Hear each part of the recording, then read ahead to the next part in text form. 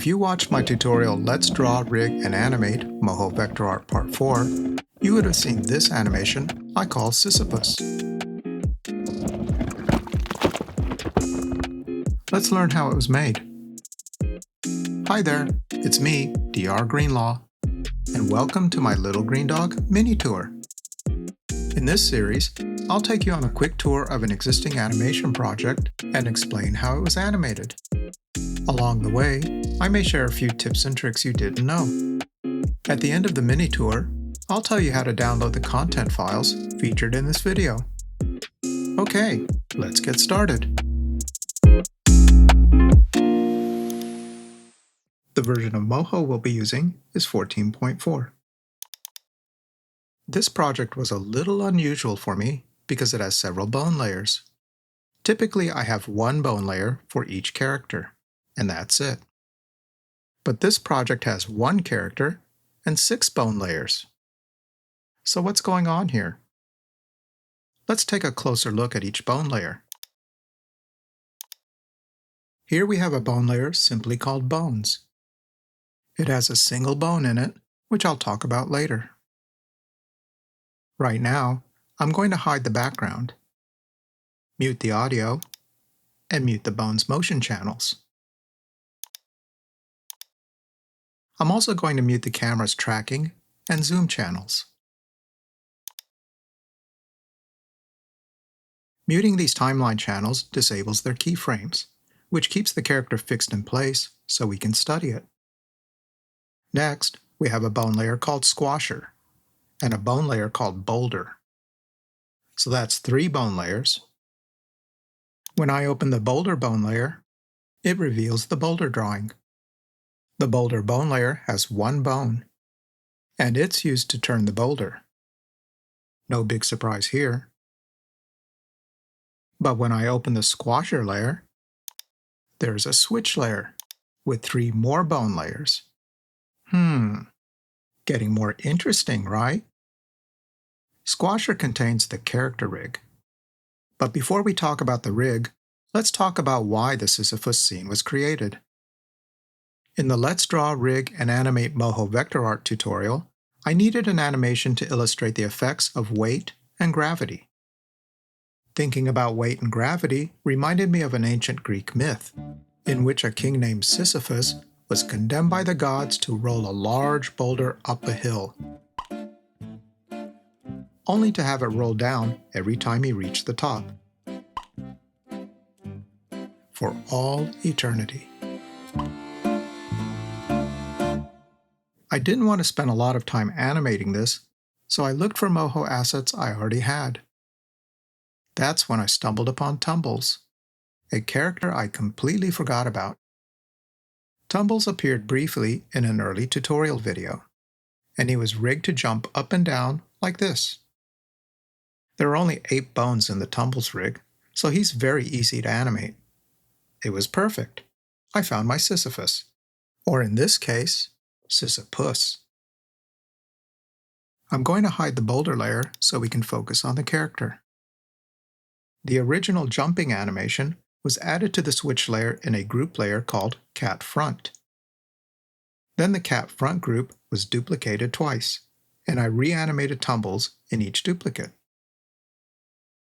In the first duplicate, named Cat Side Push, I animated a cycle of Tumbles pushing something, and the cycle was animated in place, which means there was no forward motion. In the second duplicate, named Cat Side Run, I animated a cycle of Tumbles running in place. By the way, if you'd like to learn how to set up an animation cycle in Moho, let me know in the comments, and I'll make a tutorial about it. Let's switch back to Cat Side Push and show the boulder and the background art.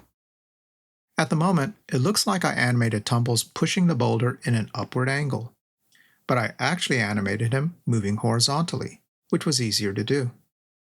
Here, let me show you. After I animated Tumbles, I parented the switch layer to this bone and squasher, and then rotated the bone to change the angle. So this was the original position, and this was after I rotated Tumbles to line up with the hillside, Pretty sneaky, huh? You're probably wondering, how did I animate Tumbles moving up the hillside? To see that, let's select the Bones layer and unmute the Transform Bones channel. Now we can see that I animated this bone, called Dragger, to follow the hillside. And because the cat and boulder group was layer bound to Dragger, it carries both cat and boulder up the hill together.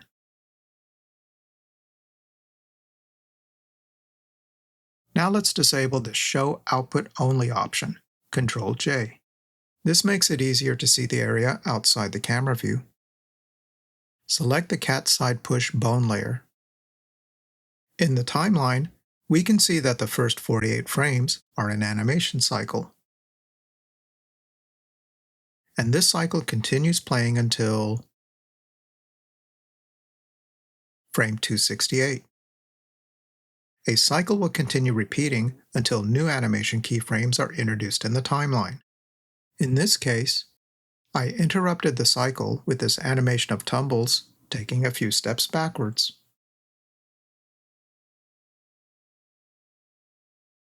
In the Boulders bone layer, we can see another cycle on a bone called Turner, which turns the boulder but doesn't move it. That's because the Dragger bone is handling the moving part. But now I want the boulder to move separately from Tumbles.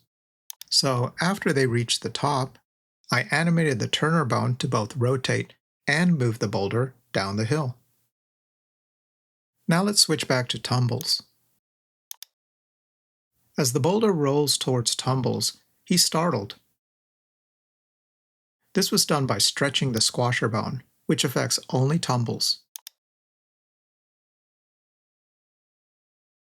To turn Tumbles around, I used the switch layer to switch to the cat front rig, and I posed an in-between frame for Tumbles. The entire jumping animation is still inside this group, but since I'm only showing this group for one frame, I could ignore the extra frames. On the next frame, I switched to the cat side run rig, and I flipped Tumbles' root bone so he faced the opposite direction.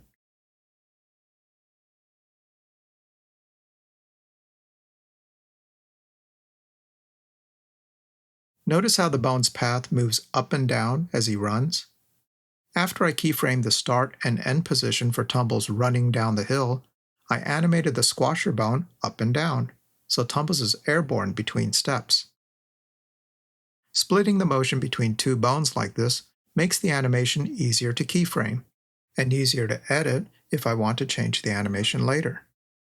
Okay, now let's look at what the camera animation brings to the scene. First, let's unmute the camera tracking. This channel is for the camera's movement in 3D space. When we play the animation, the camera follows Tumbles up the hill.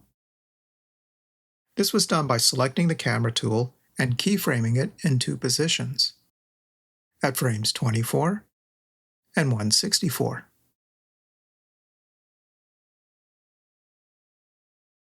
If we change the orbit, we can see the camera moving along a path parallel to Tumbles.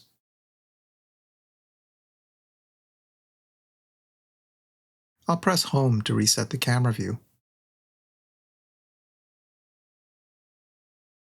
You probably noticed earlier that I allowed the animation to get out of sync at the end. That's because with this camera framing, I knew we'd never see it.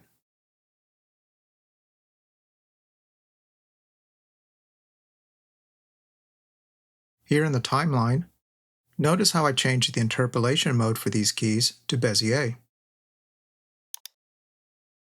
This allows me to make the camera motions ease in and ease out run longer than normal. I'll talk more about using Bezier keys in a tutorial about using the timeline and graph editor. We have one last thing to look at, which is the camera's zoom animation. When we unmute the zoom channel, notice how the camera zooms in suddenly. This is because the zoom is animated from close view to a wider view. Let's go back to the beginning.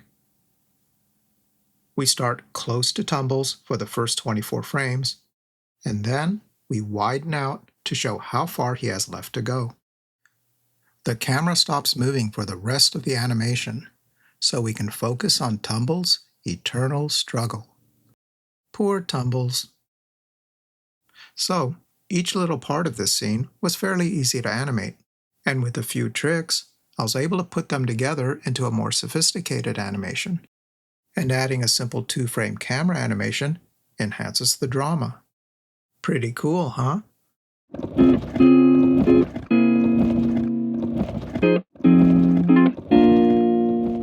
I hope this mini tour gave you some ideas for creating your own animation. If you'd like to play with the Sisypuss project file, you can download it by becoming a supporting member of Team Little Green Dog on our Ko-fi page. Active members get free access to many of the Moho production items in our store. New items will be added monthly.